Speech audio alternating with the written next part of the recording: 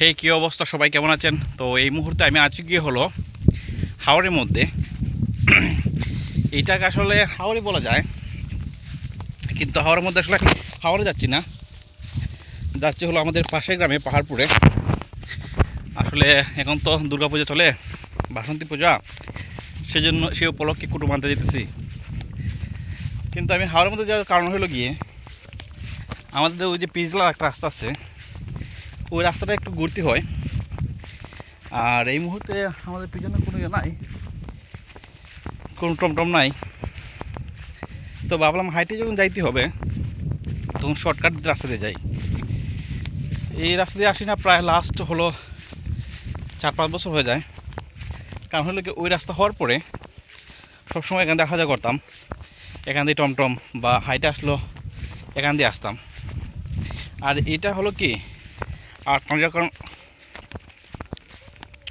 বৈশাখ বৈশাখ না পৌষ মাঘ থাকে তখন একটু কাদা থাকে, কিন্তু এই মুহূর্তে এখানে কাদা নাই, শুকনা একেবারে কটকটে রয়েছে, বৃষ্টি নেই তো, সেই তো শুকনো রয়েছে।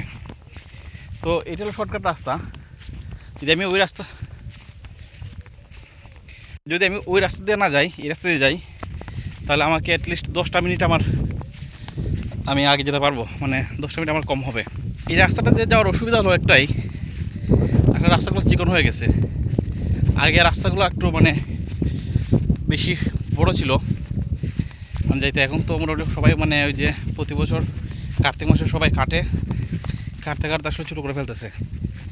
আর এই জায়গাটা হইলো গিয়ে জ্বালা ক্ষেত করছিল মনে হয়, এখান থেকে মাটি নিছে। আর মানুষের বসবাসের কী অবস্থা, এই দেখেন হাওরে ঘর, এইখানে একটা হাওরে ঘর আছে।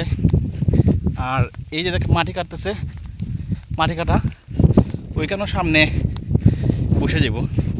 কারণ মানুষ মনে করে যে আমি আসলে এত টাকা দিয়ে কিনবো জায়গাটা, আশেপাশে জমি, এর চেয়ে আমি হাওড়ে গিয়ে থাকি। আর হাওড়ে আর অনেক সুবিধা আছে, অসুবিধা একটু হলো কি মানুষের একটু মানে সংস্পর্শ একটু কম, বেশি দূর না তারাই।